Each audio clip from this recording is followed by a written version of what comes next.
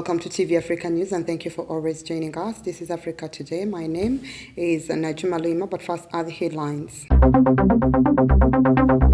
Government to register Ugandans in China, visitors, travelers for support. Noob lead lawyer Wameli passes away in US. UN revises toll from DR Congo's Kinshasa massacre to 171. LeBron James vows to keep playing after Sorrell scoring record. Welcome once again, now the news in detail. The government of Uganda, through the consulate in Guangzhou in China, has commenced voluntary registration of Ugandans visiting or residing in China. We have more. The registration happening online is engineered by the Consulate General of Uganda in Guangzhou, His Excellency Judith Nsababera, with the help of Ugandan PhD student at South China University identified as Stuart Semju. According to Nsababera, the registration seeks to help the business community and those with interest in China with a litany of opportunities and government support according to the different needs of those who will have registered. Nsababera said that the business community in Uganda should mostly embrace this platform so that they can be tipped on how to better engage, create partnerships, and be part of business expos and events. She added that the consulate will be able to support through the database created and will help Ugandans to know a list of products accepted tariff-free in China. She said that all information will be safe and will be used for its specific purpose. The head of the legal team of the opposition National Unity Platform Party, Anthony Wameli, has passed away in the US. Nalugo has more on this report. According to a tweet by new President Robert Kyagulanyi Ssentamu, Wameli died on Wednesday in the US, where he was taken last year to seek specialized medical attention. In 2021, Wameli was diagnosed with stage 4 cancer by the doctors at Boston Medical Center in Massachusetts in the United States. On September 10, 2021, Uganda Law Society named Wameli as the Criminal Defense Lawyer of the Year. The Uganda Law Society annual general meeting also voted Wameli and Company Advocates as the Law Firm of the Year. Wameli, who was also a pastor at Ebenezer Christian Fellowship in Kanyanya, rose to the limelight in 2017 where he represented suspects accused of murdering former police spokesperson Andrew Felix Kawesi, his bodyguard Kenneth Erawu, and driver Godfrey Mambewa. He was also the legal representative of Jamiru Mukulu, the alleged head of the Rebel Allied Democratic Forces ADF, and former presidential candidates retired General Henry Tumukunde and Robert Kyagulanyi. The UN Human Rights Office in the Democratic Republic of Congo said on Tuesday that massacre committed at the end of November in two localities in the east of the country left 171 civilians dead, revising to up a previous toll. Let's take a look. A preliminary UN investigation had established in December a death toll of 131, while the Kinshasa authorities had mentioned about 300 dead in this massacre. In its annual report published on Tuesday, the United Nations Joint Human Rights Office documented cases of summary execution of at least 171 people in the localities of Bambo and Kishishe between 21st and November 30th, 2022 in the province of North Kivu. In its report, the UNJHRO notes that during the year 2022, the situation in North Kivu was largely impacted by the resurgence of the M23 group. A predominantly Tutsi movement, the M23 has seized large swaths of territory north of Goma in recent months and continues to advance northwest of the provincial capital of North Kivu. In 2022, the UNJHRO documented 5,969 human rights violations and abuses across the country, a decrease of 15% compared to the previous year. Let's take a quick break. We will be right back.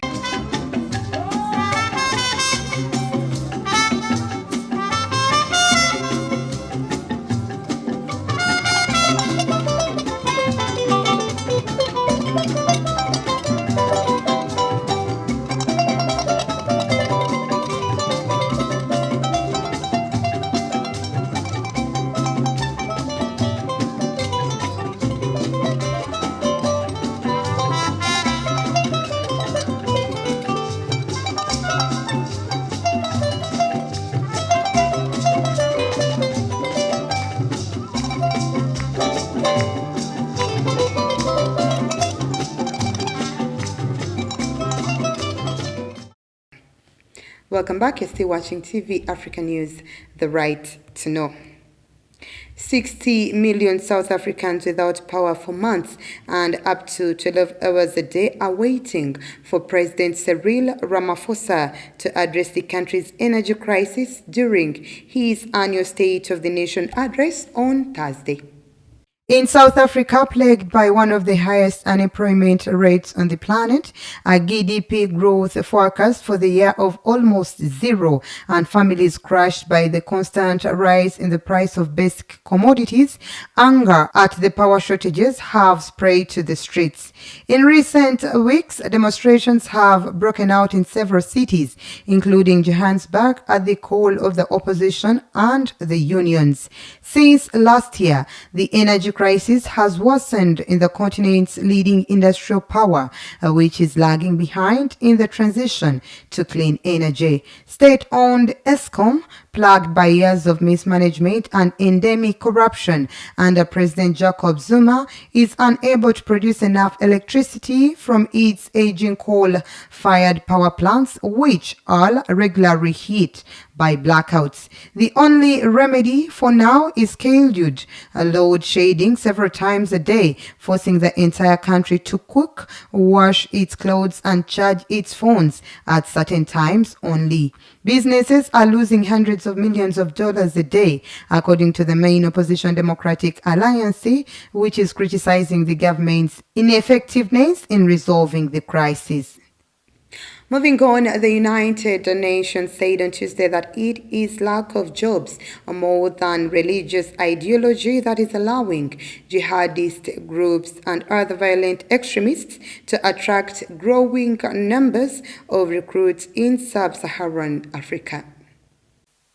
The findings from the survey of nearly 2,200 men and women challenge traditional assumptions about what drives people to violent extremism, according to the United Nations Development Programme. The UNDP relies on interviews conducted in 2021 and early 2022 in 8 countries: Burkina Faso, Cameroon, Chad, Mali, Niger, Nigeria, Somalia, and Sudan. Nearly 1,200 respondents were former members of violent extremist groups, including volunteer recruits. The majority belong to some of the most prominent groups in the region, including Boko Haram, the Shebab, and the Al-Qaeda-affiliated group for the support of Islam and Muslims. A quarter of volunteer recruits cited a lack of job opportunities as their primary reason for joining, an increase of 92% from the findings of a similar 2017 study. Just under a quarter, equating to 22%, say they wanted to join family or friends. Away from that, Angola's President João Lourenço and the First Lady Ana Afonso Diaz have welcomed the King of Spain Felipe VI and his wife to Luanda for a 3-day visit. We have more on this report. On Tuesday, the Angolan head of state said that there is a need to draw up a new framework of strategic priorities between Angola and Spain, aimed to boost partnerships and benefits from bilateral relationship. President Lourenço was speaking at the award ceremony of the highest Angolan distinction, the Agostinho Neto Order, given to the visiting King Felipe VI of Spain and Queen Letizia Ortiz. For his part, the King of Spain underlined the negotiating skills of the Angolan president in the management of the conflict in the eastern DRC. The 3-day state visit of King Felipe VI to Luanda served as a framework for the signing of 3 agreements between the governments of both countries. Spain has more than 60 companies operating in Angola in different sectors, but cooperation between the 2 countries has intensified more in the business sector.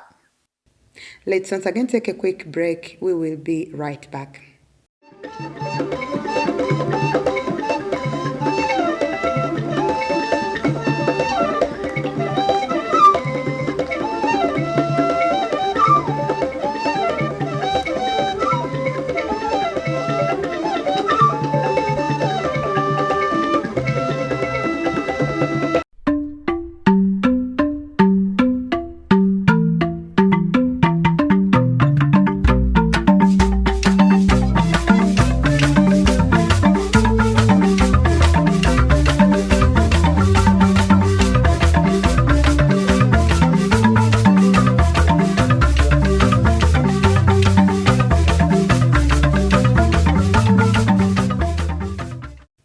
Welcome back. You're still watching TV Africa News, the right to know. In our business news today, Rwanda's economy has been forecast to grow at a slightly slower pace this year before picking up speed again in 2024 and 2025. The economy grew 6.8% in 2022 according to the Finance Ministry.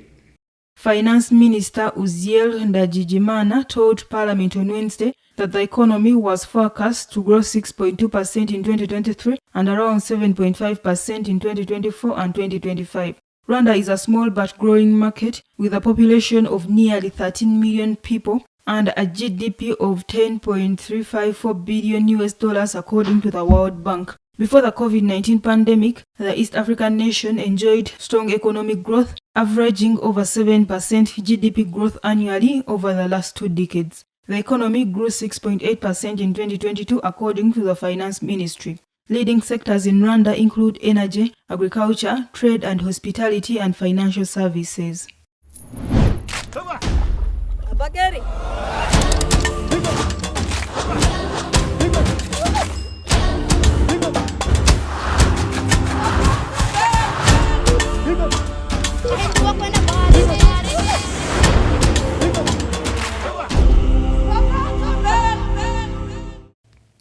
In our health news today, National Drug Authority has told Pastor Robert Kayanja that the organization cannot fight anyone who comes up to manufacture local drugs. We have more on this story.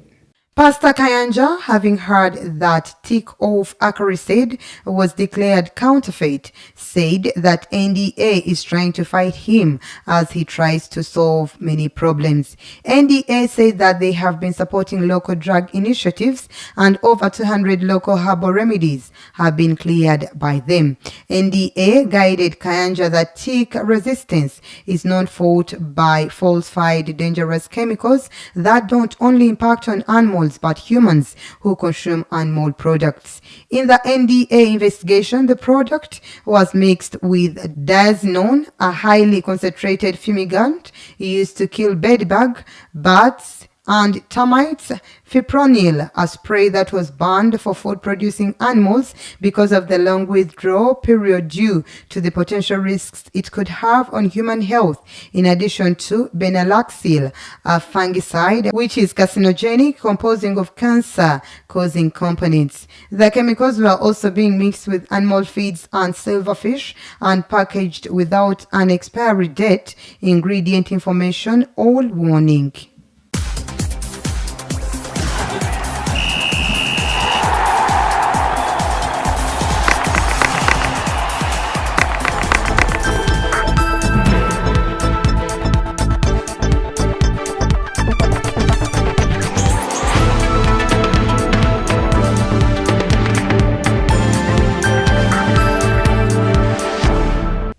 And in sports, LeBron James said on Tuesday that he expected to extend his NBA career by at least 2 more years as he basked in the surreal achievement of becoming the league's all-time leading points scorer. We have more. The 38-year-old Los Angeles Lakers finally passed Kareem Abdul-Jabbar as the top NBA scorer with a 38-point haul in his team's 133-130 loss to the Oklahoma City Thunder. James finished the night with 38,390 career regular season points, 3 more than Abdul-Jabbar's tally of 38,387, a record that had stood since 1984. The only question now is how much James will increase his record tally before he finally calls time on his career. James said after his record-breaking night that he was in no mood to exit the stage just yet. James, meanwhile, admitted he was still struggling to come to terms with family, eclipsing Abdul-Jabbar's long-standing record. Asked by television pundit and NBA great Shaquille O'Neal whether Tuesday's record meant he was now the greatest player in NBA history, James replied that he will let everybody else decide who that is. That was the news. Thank you for always keeping it TV Africa. Please do stay tuned.